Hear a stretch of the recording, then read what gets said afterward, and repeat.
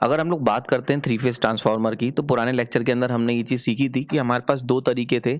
या तो हम क्या करें कि एक सिंगल थ्री फेज ट्रांसफार्मर बना लें, यानी कि एक सिंगल ट्रांसफार्मर पे तीनों वाइंडिंग्स, तीनों फेजेस लगा के।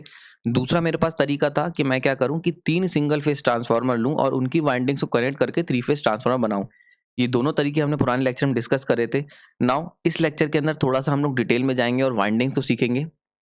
मान लेते हैं अगर मैं थ्री फेज ट्रांसफार्मर बना रहा हूँ किसी भी तरीके से, तो मेरे पास 3 वाइंडिंग प्राइमरी में होंगी और 3 सेकेंडरी में होंगी।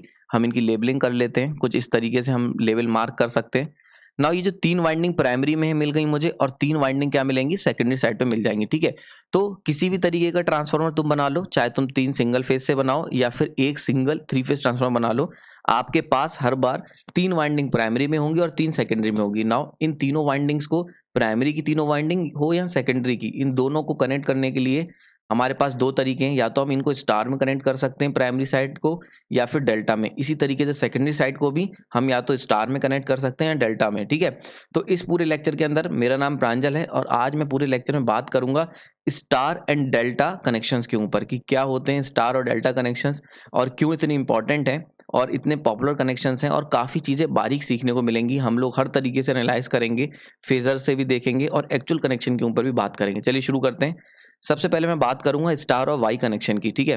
तो स्टार कनेक्शन कैसे बनता है, सबसे पहले अगर हम क्या करें, क्लब कर दें, यानी कि ऐड कर दें या ज्वाइन कर दें सारे टर्मिनल्स के पॉजिटिव को या सारे नेगेटिव टर्मिनल्स को। मतलब जैसे हमारे पास प्राइमरी में 3 वाइंडिंग है, तो तीनों वाइंडिंग्स के या तो मैं सारे पॉजिटिव टर्मिनल आपस में जोड़ दूं, या फिर क्या करूं, तीनों वाइंडिंग के आपस में नेगेटिव टर्मिनल जोड़ दूं, ठीक है। तो हमारे पास स्टार कनेक्शन मिल जाएगा। देखते हैं कुछ ऐसे करके। तो जरा देखते हैं इसको कैसे कर सकते हैं। मान लेते हैं 1 का मतलब पॉजिटिव है और 2 का मतलब नेगेटिव है। तो मैंने यहाँ पे साइड मार्क कर दी है। यहाँ पे जो एक साइड आप देख रहे हो A1 A2, ये ए फेस है, B1 B2 दूसरा फेस और C1 C2 तीसरा फेस। या फिर हम कह सकते हैं A1 A2 एक वाइंडिंग, B1 B2 एक वाइंडिंग और C1 C2 एक वाइंडिंग। तो 3 वाइंडिंग हमारे पास हो गई। तो तीनों वाइंडिंग में 1 का मतलब क्या हो गया, पॉजिटिव पार्ट। तो यानी कि हमने क्या करा, आप देखो यहाँ पे हमने C2 A2 और B2 इनको कनेक्ट करा, यानी क्या हुआ, तीनों वाइंडिंग्स का हमने नेगेटिव टर्मिनल कनेक्ट कर दिया। तो अगर तीनों वाइंडिंग का देखो नेगेटिव टर्मिनल कनेक्ट करोगे तो तुम्हें स्टार कनेक्शन मिल जाएगा, जैसा दिख रहा है।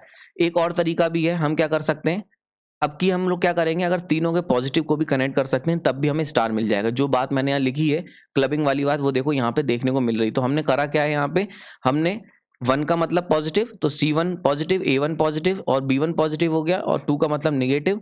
तो 2 वाला है, जहां पे भी 2 है वो नेगेटिव साइड है। तो देखो एक बार हमने क्या करा है, तीनों की पॉजिटिव साइड कनेक्ट कर दी है, तब भी स्टार मिल जाएगा। या फिर तीनों की क्या करो, नेगेटिव साइड को कनेक्ट कर दो। तो जब भी आप किसी तीनों वाइंडिंग के पॉजिटिव या तीनों वाइंडिंग के नेगेटिव कनेक्ट करोगे तो आपको स्टार कनेक्शन मिल जाएगा, ठीक।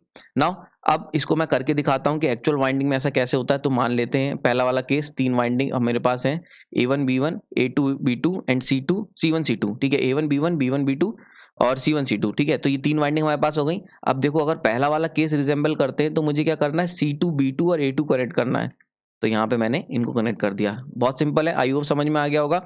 इसी तरीके से अगर मैं बात करता हूँ यहाँ पे ये सेकंड वाले केस की, तो सेकंड वाले केस को कैसे कर सकते हैं।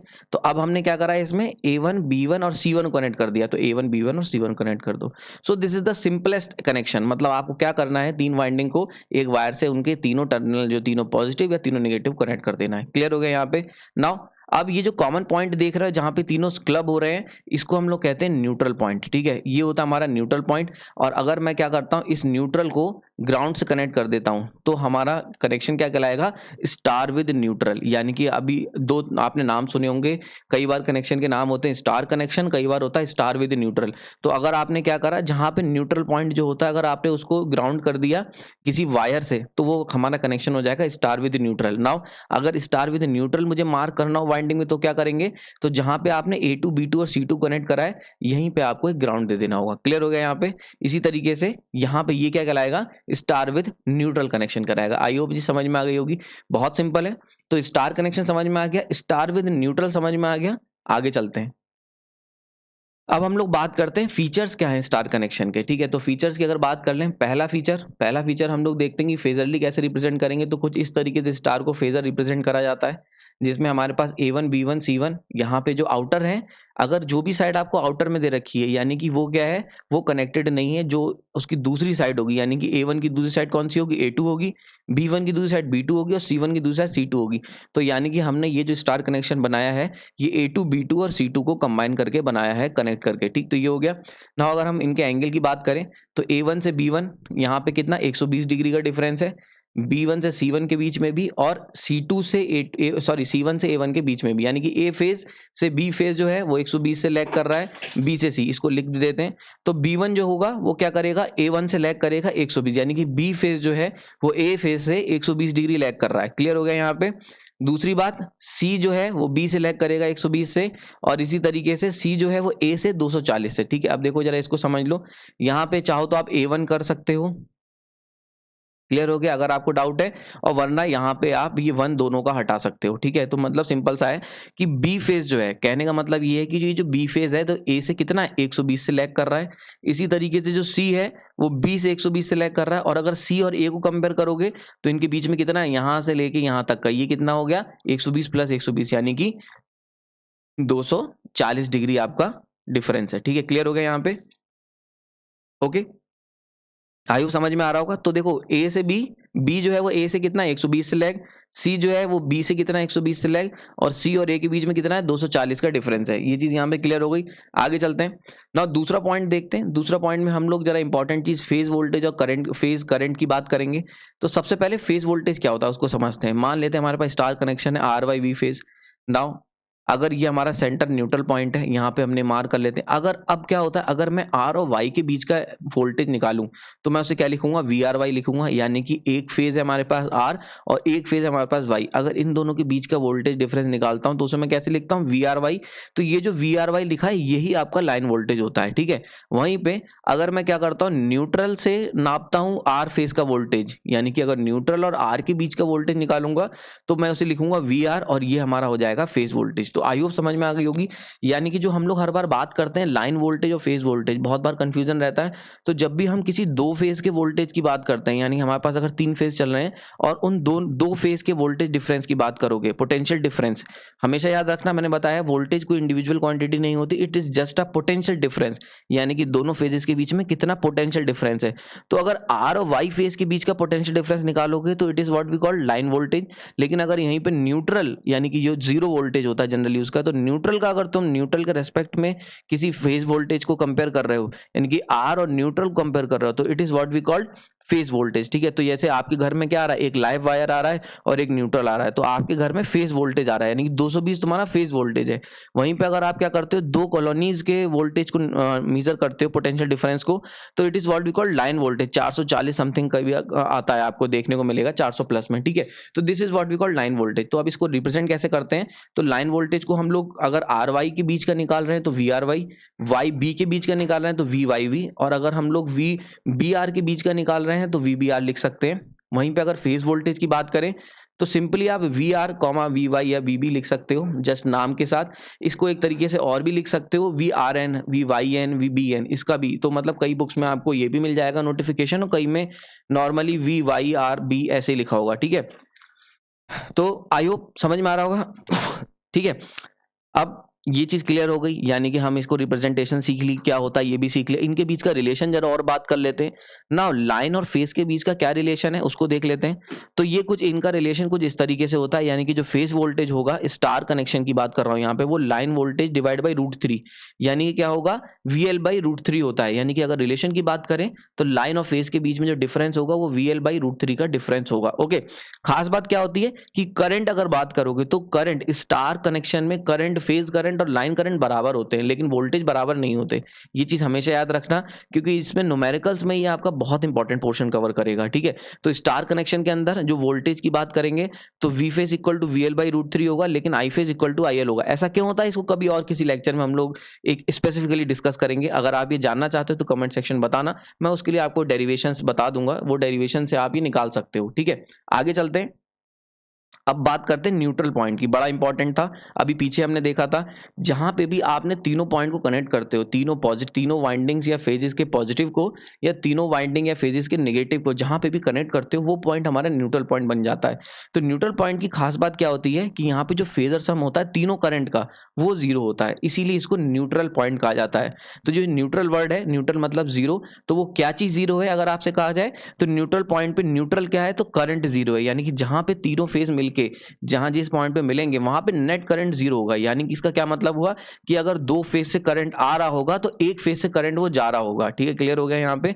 तो एक तरीके जैसे केसीएल में हम लोग देखते थे कि अगर तीन जगह है तो तीनों से अगर सेंटर जो न्यूट्रल पॉइंट होता था, जो पॉइंट जहां पे वो कंबाइन करते थे, ठीक है, वहां पे क्या होता था, नेट करंट जीरो होता था। बिल्कुल उसी तरीके से तो phasor sum of all three current zero होगा। ठीक है, फेजर सम इंपॉर्टेंट है, ध्यान रखना। यहाँ पे एल्जेब्रिक सम की बात नहीं हो रही है, फेजर सम की बात हो रही है। क्यों? क्योंकि हम लोग थ्री फेज में बात कर रहे हैं, यहाँ पे हम डीसी की बात नहीं कर रहे हैं, एसी की बात चल रही है। क्लियर हो गया यहाँ पे।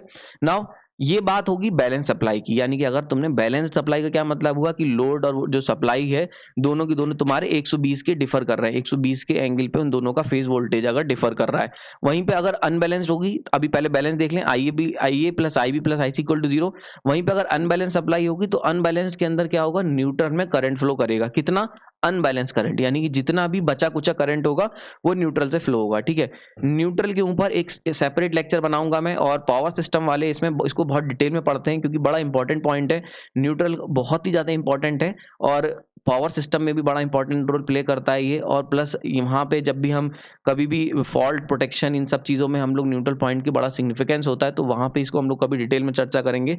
अभी केवल समझने के लिए अब टॉपिक पे रहते हैं।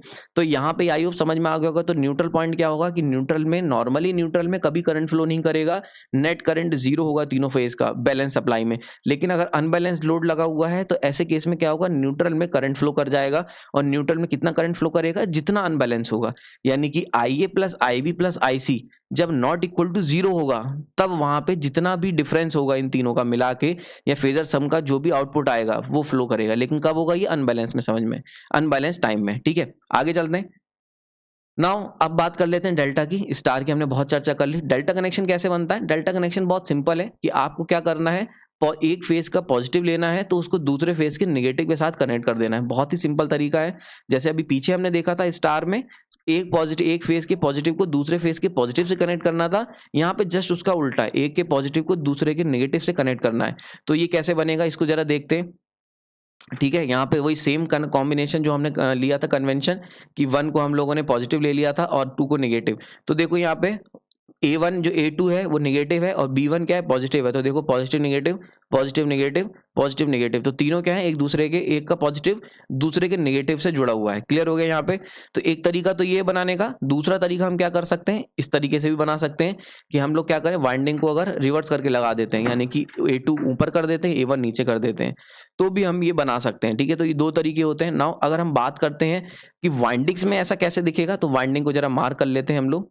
ठीक है, अब अगर मैं बात करता हूँ इनको कनेक्ट कैसे करोगे, तो देखो A2 B1 से कनेक्टेड है, ठीक है, C1 B2 से कनेक्टेड है और A1 C2 से कनेक्टेड है। तो देखो कुछ इस तरीके का कनेक्शन आपको देखने को मिलेगा। So this one is the आपका डेल्टा कनेक्शन। आई होप समझ में आ रहा होगा। तो देखो यहाँ पे देख सकते हो A2 B1 से है, B2 C1 से एंड C2 A1 से है।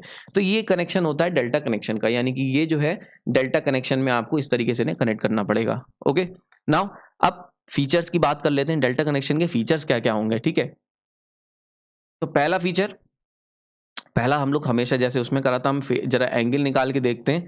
तो देखो स्टार में एंगल बहुत इजीली विजिबल था, 120 120 120 हम कह सकते थे। अगर हम बात करते हैं डेल्टा में, तो डेल्टा में आपको एंगल निकालने के लिए आपको क्या करना पड़ेगा, थोड़ा सा लाइन इसको ड्रॉ करनी पड़ेगी कुछ इस तरीके से।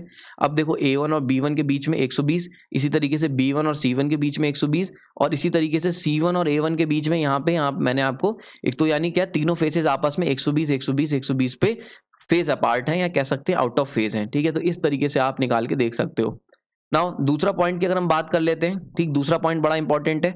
यहाँ पे अगर हम बात करते हैं वोल्टेज की, तो बड़ा इंपॉर्टेंट चीज आ जाती है डेल्टा में, कि डेल्टा के अंदर जो फेज और लाइन वोल्टेज होता है वो सेम होता है। ठीक है, क्लियर हो रहा है यहाँ पे।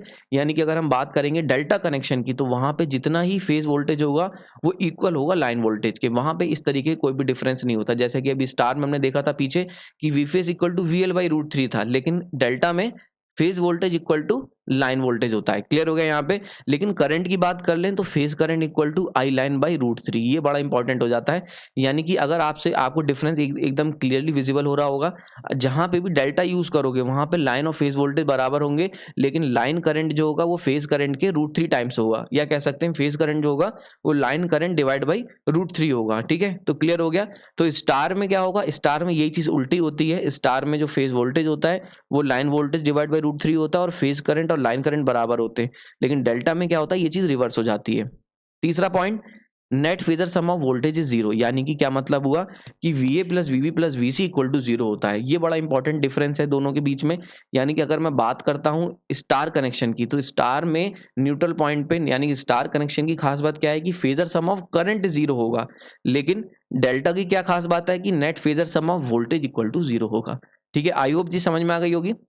तो इस लेक्चर को खत्म कर लेते हैं। आई होप ये जी लेक्चर आपके लिए हेल्पफुल होगा। इसके अंदर मैंने बेसिक डिस्कस करा है, स्टार कनेक्शन की क्या खास बात होती है, डेल्टा कनेक्शन की क्या खास बात होती है, इन दोनों चीज़ों को हमने बहुत डिटेल में जाना है और मैंने आपको इंपॉर्टेंट पॉइंट्स बता दिए हैं। ये सारे पॉइंट बहुत ज़रूरी हैं अगर जब आप आगे चलोगे, क्योंकि अभी हम लोग आगे वाइंडिंग डायग्राम्स कनेक्शन सीखेंगे, तो वहाँ पर ये बड़ा इंपॉर्टेंट रोल प्ले करेंगे, आपको पता होना चाहिए। और खास बात है न्यूमेरिकल, जब भी आप न्यूमेरिकल सॉल्व करोगे तो ये जो लेक्चर है ये आपके लिए एकदम बोनस साबित होगा। वहाँ पे आप जहाँ पे भी आप स्टार कनेक्शन यूज कर रहे हो या डेल्टा कनेक्शन यूज कर रहे हो, तो वहां पे न्यूमेरिकल्स में आपको बड़ा इजी हो जाएगा, क्योंकि हमेशा क्या होता है आपको लाइन वोल्टेज दिया होता है न्यूमेरिकल में, और आप जब भी स्टार कनेक्शन लोगे तो उसको फेज वोल्टेज में कन्वर्ट करना होता है, क्योंकि हम लोग कैलकुलेशन फेज में करते हैं सॉरी। तो जब हम फेज वोल्टेज निकालेंगे तो लाइन वोल्टेज को डिवाइड बाई √3 करेंगे अगर स्टार है, और डेल्टा है तो उसको डायरेक्ट लिखेंगे। तो ये बेसिक लेक्चर था, यहाँ पे आपको क्लियर हो गया होगा। फिर भी कोई डाउट है तो कमेंट सेक्शन बता सकते हैं, लेक्चर पसंद आया तो भी बता सकते हैं, और कुछ नया सीखा है तो कमेंट सेक्शन में जरूर बताइए। आपने अपना कीमती समय दिया उसके लिए धन्यवाद।